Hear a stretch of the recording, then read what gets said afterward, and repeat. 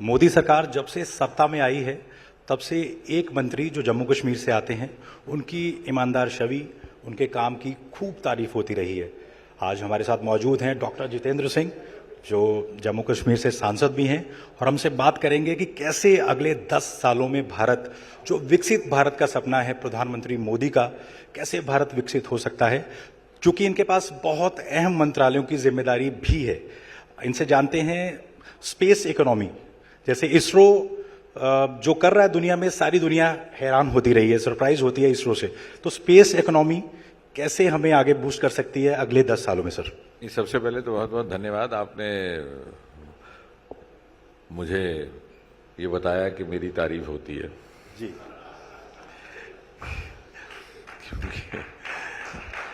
क्योंकि राजनीति में ये इतनी सी बात भी सुनने को कई बार बहुत दुर्लभ समझा जाता है। But having said that, thank you very much to be part of this and I am glad that I have been regularly part of the economy conclave organised by ET. अब आपने स्पेस इकोनॉमी की बात की, तो जाहिर है जब हम बात करते हैं कि विकसित भारत की या उसकी कल्पना की कि हम उस शिखर पटल पर पहुंचेंगे या 10 ट्रिलियन इकोनॉमी होंगे, तो I think what a good student of economy or maybe a good student of science needs to ask himself or herself is, where will the value addition come from? यदि मैं आपसे कह दूं कि आज मेरी जेब में 10 रुपए हैं, जी का आप कल देख लीजिएगा मेरी जेब टटोल के उसमें 10 करोड़ होंगे, तो स्वाभाविक आप पूछेंगे कि आपको कोई डाका लगाएंगे या कोई गबन करेंगे, भले कहां से आएगा। So that is something, I mean, it sounds good saying that we will be 10 trillion, but, and of course we will be. Sometimes I feel we may be there even before 2047. But how is that going to happen? That is something that's not deeply dwelt into. वो होगा उन sectors के माध्यम से जो इतने सारे वर्षों में 60-70 वर्ष न पूरी तरह तराशे गए न तलाशे गए। Because India has a huge natural resource. जो सेक्टर्स अंडर एक्सप्लोर्ड रहे या अनएक्सप्लोर्ड रहे, उसमें से एक है हमारा स्पेस सेक्टर, हमारा डीप सी, 7,500 किलोमीटर हमारा समुद्र तट है, one of the longest in the world and only country which has an ocean called Indian Ocean named after it. Bengal, Orissa से लेकर महाराष्ट्र तक। और तीसरा हमारे हिमालयाज, 3-4 राज्य हमारे हिमालयाज में बसते, अरोमा, पर्पल रेवोल्यूशन, ये सारी बातें वहां से ही जन्मी। तो इन सेक्टर्स की तरफ पूरी तरह से तवज्जो नहीं दी गई पिछली सरकारों के द्वारा, कारण चाहे कुछ भी रहे हो, उनकी प्राथमिकता में नहीं रहे। अब जहां तक हम स्पेस की बात करें, क्योंकि आज मकसूद साहब ने स्पेस का ही कहा है, तो हमारे पास we never had dearth of talent और डर्थ ऑफ पोटेंशियल। प्रतिभा भी थी, योग्यता भी थी, काबिलियत भी था, मेहनत करने का मादा भी था, आंखों में सपने भी थे, दिल में अरमान भी थे। आप देखिए पुरानी तस्वीरें आर्काइव्स में, सारा भाई अपना सामान बाईसाइकिल पर लेकर के चलते थे, तो उसका अर्थ ये हुआ कि साधनों का अभाव था। तो जो अनुकूलता नीति निर्धारकों के द्वारा या राजनीतिक नेतृत्व के ओर से अपेक्षित होती है, उसमें अभाव था, उसके भी कोई भी कारण नहीं होंगे। And therefore the turning point was 2014, Modi ji के आने के बाद। और वो कैसे हुआ? I think that's a case study we must understand, because the rest of the world is actually trying to understand how it's happened. There's a quantum jump in the last few years. हमने space को और जैसे atomic energy को भी एक गोपनीयता के पर्दे में बंद रखा था। अगर कोई श्रीहरिकोटा के फाटक को झांक लेता तो उसकी रिपोर्ट हो जाती पुलिस में। और जब मैं पहली बार गया तो वहां पे हमारे मित्र ही थे डॉक्टर राधाकृष्णन, जिनको फादर ऑफ मंगलयान कहते, तो वो मुझे रात को कहने लगे कि मैं आपको डॉक्टर साहब कैसे स्थान पर ले जाऊंगा जहां पे मेरे साइंटिस्ट भी नहीं जा सकते, एब्सोल्युटली फॉरबिडन, क्योंकि सुबह वहां एक लॉन्चिंग होने वाली थी 4 बजे, तो वो 12 बजे के करीब ले गए। तो मैंने उनसे कहा, मैंने कहा Radha, I made a principle to try to learn one new thing every day. What I learn tonight is that to reach this spot, either one has to be as eminent a scientist as you are or as जुगाड़ू as I am to accompany you. लेकिन फिर मैंने कहा कि इसकी वजह क्या है, इसका कारण है? बोले नहीं साहब, ये रिवायत है, ये डिपार्टमेंट्स बड़े कॉन्फिडेंशियल होते हैं। बट विल यू बिलीव, जब ये बात पीएम मोदी के आगे रखी गई, he allowed us to open. And the space very famously reported, the media very famously reported the space is unlocked by Prime Minister Modi. आज आलम यह है कि कोई भी लॉन्चिंग होती है 5, 6, 10 हजार वहां दर्शक रहते हैं, स्पेक्टेटर्स जी, और 1500-1600 मीडिया वाले रहते हैं। यानी वो स्थान जो 4, 5, 6 बरस तक फॉरबिडन था, लोगों ने देखा तक नहीं था कि यहां क्या हो रहा है। और साथ ही साथ हमारे जो सुबह मॉर्निंग वॉकर्स हैं, जब गायबाना गप लगाते हैं तो वो हमारा मुकाबला करते थे नासा के साथ कि साहब वो देखिए वो कहाँ पहुंच गए, ये क्या कर रहे हैं। लेकिन वो ये भूल जाते थे या उनको शायद बताया नहीं जाता था कि NASA never dependent on government, उनका most of the resource was not government.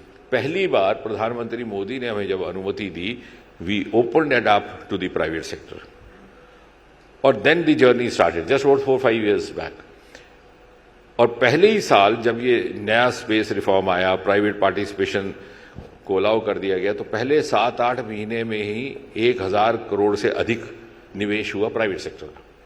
देखते ही देखते एफडीआई की भी अनुमति हो गई, और फिर एक स्ट्रक्चर्ड तरीके के साथ इसको प्राइवेट के साथ जोड़ा गया। उदाहरण के तौर पर सबसे पहले NSIL नाम की एक PSU बनाई गई, new national space India limited. उसके बाद उसको प्राइवेट कंपनियों के साथ किस तरह से जोड़ना है, उसके लिए एक इन स्पेस का इंटरफेस बनाया गया जो कोलैबोरेशंस फैसिलिटेट करता था। और उसके बाद space reforms and space policy. और अब ये आलम है कि हजारों करोड़ों की संख्या में वहां पर निवेश हो रहा है, एफडीआई भी हो रहा है, और भिन्न भिन्न प्राइवेट सेक्टर से। हमारे जो पहले जनरेशन के स्टार्टअप्स थे वो तो अब बड़े एंटरप्रेन्योर्स बन गए। एक ने हैदराबाद एयरपोर्ट के बहुत नजदीक ही प्राइवेट रॉकेट की फैक्ट्री खोली है, और उसका नतीजा यह हुआ कि हमारी space economy which was almost dismal is today $8 billion, and the manner in which it is progressing, the future projection reflects that in another 7-8 years it will go up 5 times, almost $44 billion, which in other words means that the next 1 decade or a half space economy is going to be an important component of India's future growth story. तो ये तब होने लगा कि पहली बार हमने वही strategies follow की जो दुनिया के बाकी विकसित देश करते। So now we are following the same strategies, the global strategy. We are also trying to meet the global benchmarks, because if you have to compete globally and you have to excel and reach that global pedestal, you have to follow the global parameters. वो पहली बार अब हुआ। अब हम सरकार के दायरे से बाहर निकल करके खुले फिजा में जैसे बाकी लोग कर रहे, और जब वो हमने किया तो हमारी प्रतिभा सामने आई। अब उसकी छोटी सी मिसाल आपको ये देता हूं कि इसरो की स्थापना सन 1969 में हुई थी। और अगर आप तो पत्रकारिता से जुड़े, अगर आप पिछले आर्काइव्स में जाएं तो न्यूज़पेपर्स में जो सबसे प्रमुख समाचार रहेगा उस साल का वो ये रहेगा कि अमेरिका ने पहला मानव चांद की धरती पर उतारा था, नील आर्मस्ट्रांग, जिसका वो बड़ा विख्यात वो हुआ स्टेटमेंट के 1 small step for man, giant step for mankind। और उस साल इसरो का जन्म हो रहा था। लेकिन आज इन स्पेस रिफॉर्म्स के आने के बाद, unlocking of the space sector के बाद, प्राइवेट सेक्टर को पूरी तरह से शामिल कर लेने के बाद स्थिति यह है कि चांद के साउथ पोल पर हम बाकी सबसे पहले पहुंच गए। यानी हमने अपनी प्रतिभाओं को शायद एक दायरे में बंद करके रखा था, एंड पहली बार we had an outlet to give full potential to all our capacities. और उससे क्या हुआ कि आम लोग भी हमारे साथ जुड़ने लगे, उनको भी अंतरिक्ष में दिलचस्पी आई, मीडिया को भी दिलचस्पी आई। बल्कि मैं कल ही कह रहा था कि we must thank the space, space has given us space in media also. नहीं तो विज्ञान के साथ संबंधित विषयों की कभी चर्चा नहीं रहती थी मेन स्ट्रीम मीडिया में। ज्यादा यही रहता कि फलां ने आपको गाली दी है तो आपको कैसा लगता है, तो फिर मैं भी टू कट शादी छोड़ी कहता हूं मुझे बड़ा अच्छा लगा उनकी गाली, क्योंकि अगर मैं गाली का जवाब गाली दूंगा तो रात को 9 बजे तक वो डिबेट चलती रहेगी। तो कहने का तात्पर्य, तो पहली बार स्पेस ने इतनी मास इंटरेस्ट, क्यूरियोसिटी जनरेट की है। और दूसरी विशेषता हिंदुस्तान की यह है कि हमने स्पेस को, which I think is a role model for the rest of the world, हमने सिर्फ स्पेस को रॉकेट उड़ाने तक नहीं रखा। हमारी दो विशेषताएं हैं which make us different from the other country. एक तो हमारी कॉस्ट इफेक्टिव मिशंस हैं, जैसे हमारा चंद्रयान मात्र 600 करोड़, जबकि उसी समय जो रशिया का गया था, जो शायद अपना वो मकसद पूरा नहीं कर सका, वो 12,000 करोड़ का। हमारा गगनयान की कुल कीमत 10,000 करोड़। वो इसलिए कि हमने कॉस्ट इफेक्टिव नए तरीके ईजाद किए। उदाहरण के तौर पे हमारा चंद्रयान जाता तो पहुंचने में 1 महीना 1.5 महीना लग जाता, क्योंकि वो जब धरती के ऑर्बिट से बाहर निकलता है तो ऐसे ऐसे घूमने लगता है, और जो धरती की ग्रेविटी है उसी के जोर से, जैसे आप पुराने ज़माने में जब बड़ी मुश्किल से हमने भी पहली बार सेकंड हैंड गाड़ी खरीदी थी, तो रहता था कि जहां पेट्रोल बच जाए तो ढलान आए तो न्यूट्रल लगा देते थे, तो ये न्यूट्रल चलता है ऐसे ऐसे ऐसे ऐसे ऐसे ऐसे करता, फिर जब बाहर आ जाता है तो फिर ऐसे झटके के साथ वो चला जाता है मून के ऑर्बिट में, और वो हमारे पैसे भी बचाते हैं। So we have evolved cost effective means of, एक तो वो, so we are not proving to be a great liability on the state actually. दूसरा, हमने उसको केवल रॉकेट लॉन्च तक ही सीमित या महदूद नहीं रखा, हमने उसको दूसरे सेक्टर्स में यूज किया, वो भी एक रोल मॉडल है। हमारा ये स्वामित्व कार्यक्रम है जो जिसकी मिसाल अब दुनिया भर में दी जाती है, जो mapping of farms, land, drone के माध्यम से, सैटेलाइट के माध्यम से, आपको रेवेन्यू ऑफिसर के पास जाने की जरूरत ही नहीं है, जो सिटीजन सेंट्रिक गवर्नेंस कहती है उसकी एक बड़ी उम्दा मिसाल है।